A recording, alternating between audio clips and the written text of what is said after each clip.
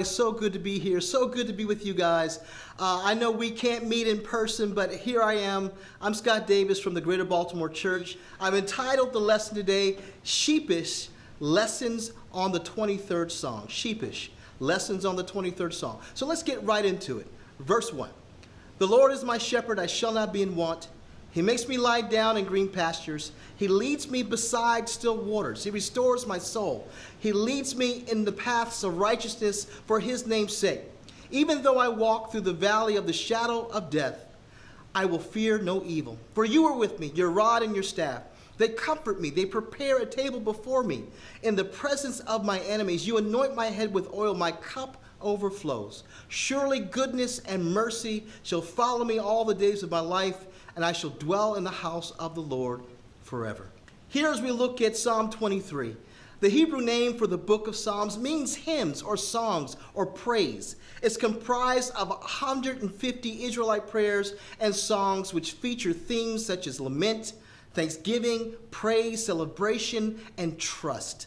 Many of the songs were part of the congregational worship and churches, and still today, many of these lyrics are used in hymns and contemporary music in our church service, even in our fellowship. Up to 2/3 are credited to King David, and it may at one point been considered a book of prayer. And so as we look at the Psalms, here's some things to keep in mind about what we're looking at in Psalm 23. This psalm in particular, like the Lord's Prayer, it's incredibly famous. People know it, whether they're Christians or part of the faith or part of our fellowship or whatever. They know the Lord's Prayer, they've heard it before, and they've heard Psalm 23.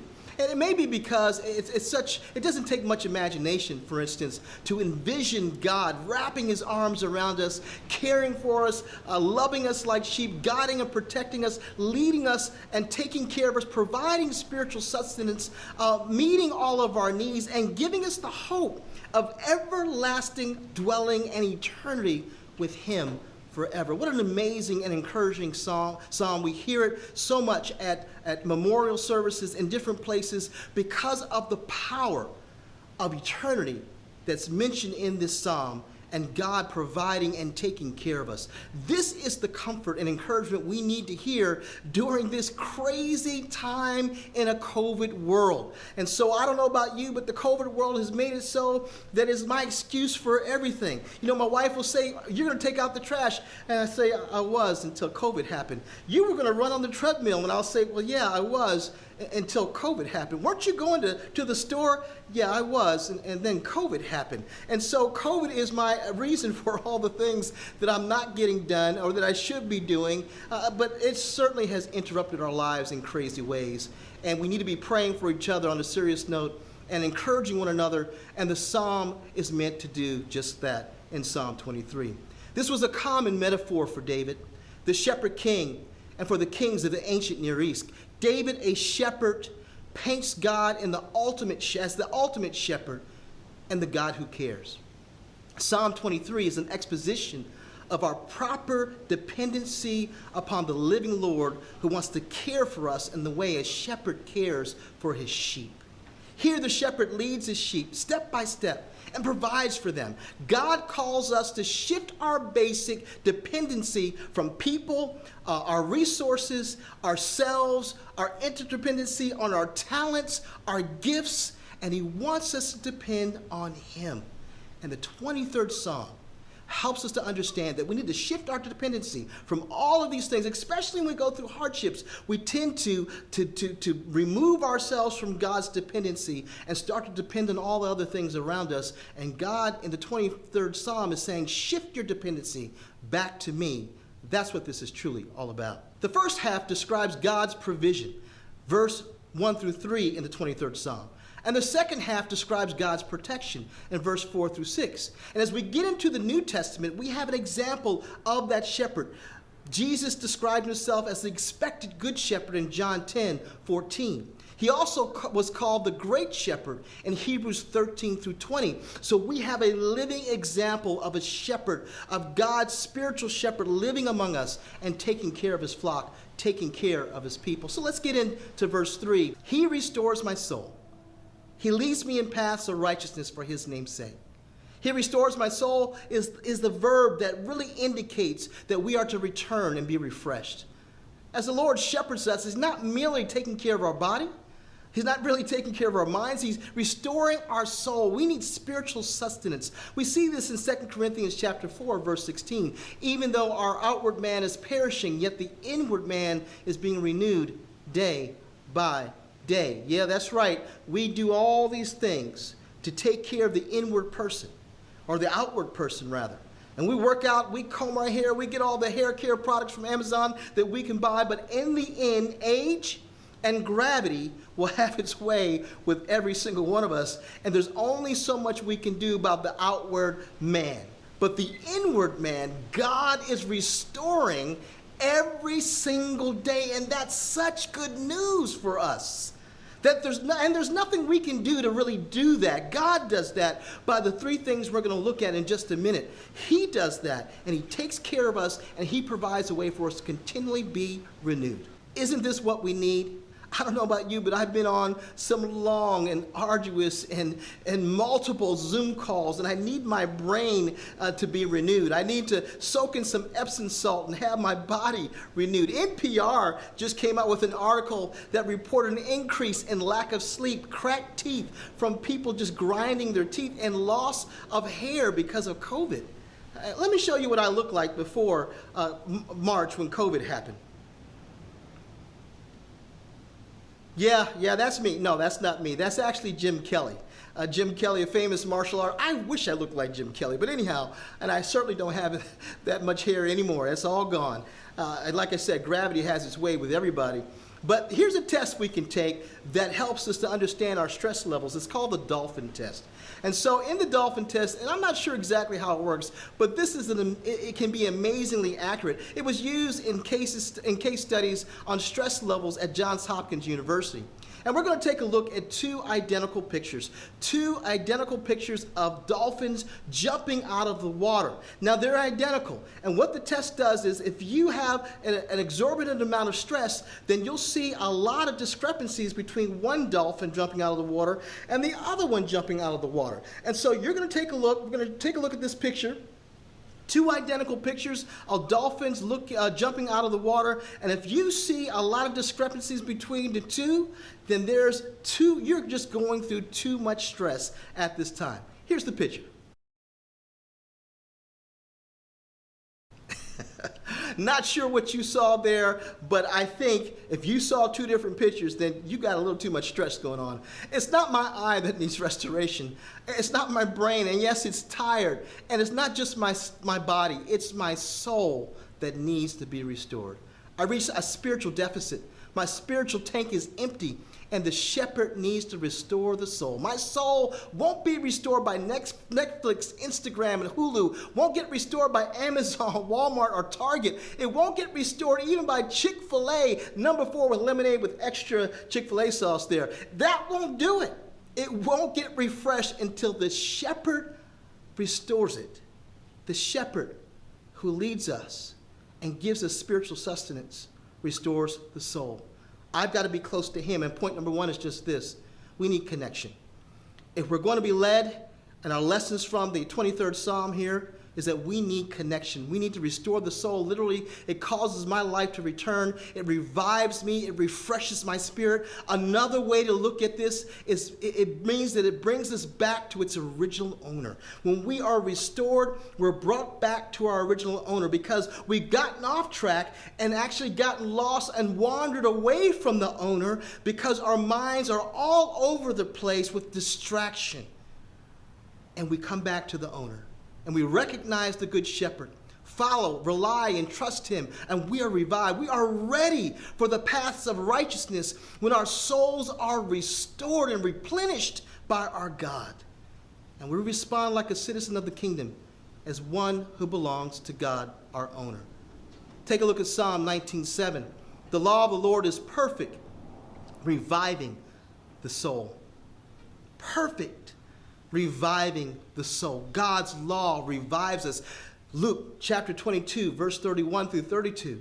Simon, Simon, Satan is asked to sift you as wheat. But I have prayed for you, Simon, that your faith may not fail. And when you have turned back, strengthen your brothers. Here, God implores Simon, Jesus implores Simon and lets him understand that as he comes back to the owner, that which has created this, the very, and given him value, he'll be restored. And in being refreshed, he'll be able to refresh others. We need our souls restored, but that only comes because of our connection with Christ. Secondly, we need direction. We have given our heart, our mind, our soul, our strength, our emotions back to the original owner. He leads us in the right way. He directs our paths. He corrects our paths. He can be part, this is certainly part of the restoration process, but it also shows God's care for us. He is nurturing and caring. He has our best interest in mind. He is not showing us a path that is detrimental. And sometimes the path can be arduous. Sometimes it can be difficult. Sometimes it can be challenging. It can be all of these things, but ultimately God's path, his righteousness, his narrow way has our best interest at heart. We need to trust the calling and purpose that God has for us and where he is leading us.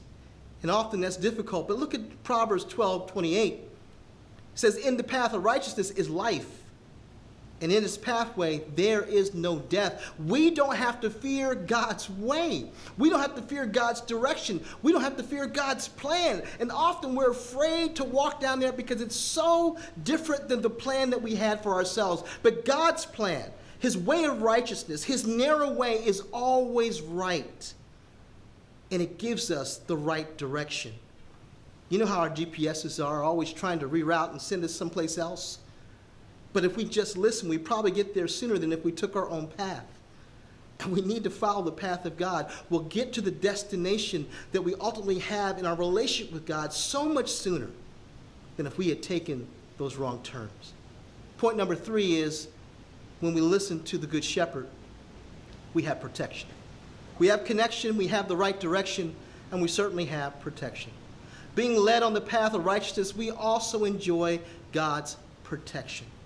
Look at Psalm chapter 1, verse 6. For the Lord knows the way of the righteous, but the way of the wicked will perish.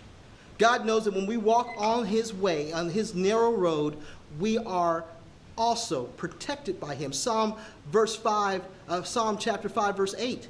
Lead me, O Lord, in your righteousness because of my enemies. Make your way straight before me. Being restored back to the owner puts us on the right path once again. We are protected when we stay on the straight and narrow. Matthew 7, we know this passage in verse 13. For wide is the gate and broad is the road that leads to destruction, and many enter through it. But small is the gate and narrow the road that leads to life, and only a few find it. It is through the narrow road that we really come to see and find God and know him, connect to him, follow his direction, and are protected. And yet we do this, we recognize we don't do this for ourselves. We benefit from it. But we do this for the sake and the name of the Lord. Psalm 106, verse 8. Yet he saved them for his name's sake, to make his mighty power known. This is why we do what we do. I know, it seems counterintuitive that we do all these things and yet they're not for our benefit. We do them for, our motivation is God, but yet that's how it works. When God is honored, we are the beneficiaries of his honor. When God is glorified, we are the beneficiaries of that glory. It's kind of like in our house, me as the father, Dion as the mom, when we benefit, the children benefit. If I make more money, they make more money. If I have more gifts, they have more gifts. And so what's done? What happens in the household if we are trying to work for the honor of the Father? Yes, he is glorified in honor, but we are the beneficiaries of that honor. We do this for his name's sake, not ours. Because you know how this would work if it were about us. It'd be about propping ourselves up, putting ourselves on a pedestal, looking like we're better than everyone else. There would be pride and arrogance. But doing it for God, then God exalts us. We don't exalt ourselves. This is the response to the shepherd as the sheep. This, ultimately, is lordship. When we surrender to him and connect with him and we walk in his direction and we allow ourselves to be protected, is because we have surrendered in submission to the lordship of Jesus Christ. And so a couple of practicals to take home. One, our connection. Our souls, mind, soul, and strength return to the owner who restores us. We refocus on God, and we get our focus off of the world, the great distraction. Two, that we need direction. We align ourselves with God's path and his righteousness, and it brings protection against the craziness of the world. And three, protection. Staying on the right path, God provides for us. He protects us. Yes, he gives us spiritual sustenance, but he also doesn't allow the craziness of the world to overwhelm us. The right path means that we are focusing on doing things that are for the glory and honor of God. And then we are the beneficiaries. I'm reminded of a story that I heard about a doctor who had a patient in his waiting room. And as he went to see the patient wasn't dying and he didn't have a terminal illness, but he was a man who feared so many things, one of them being death. And he looked at the doctor knowing that the doctor had faith, that he was a Christian. And he asked the doctor, tell me what lies on the other side. When my time comes, tell me what I'm to face. What lies on the other side of life? And the doctor looked at him and said, I can't answer that question. I don't know. But you're a Christian, the patient continued. Please tell me what lies for me on the other side. And the doctor once again said, I don't know. And in the background, on the other side of the waiting room of a door, there was a dog that belonged to the doctor that was barking and whining, wanting to get into the waiting room. Finally, the doctor opened the door, and the dog ran through the door and jumped on the doctor happily. And the doctor looked at the patient and said, do you see this dog? He's been waiting on the other side of this door. He's never been in this room before. But once I opened the door and he saw me, he saw his master. He was content, he was happy, he was secure, and that was enough. He said, I don't know what's on the other side, but this is what I know, that my master, my owner, is there. And when I walk through those doors, because he's there, I can be content and I can be secure. The master is there, and that's enough. With Psalm 23, the things that we do for the sake of God, and we can't go wrong. And it's enough that we can walk through the valley of the shadow of death because we know that the Master brings ultimate eternity and salvation for us all.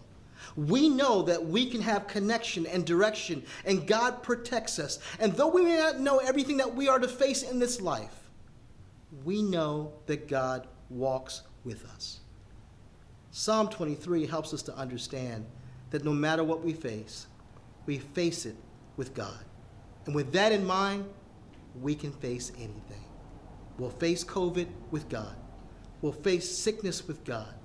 We'll face anything that comes, racial tensions with God.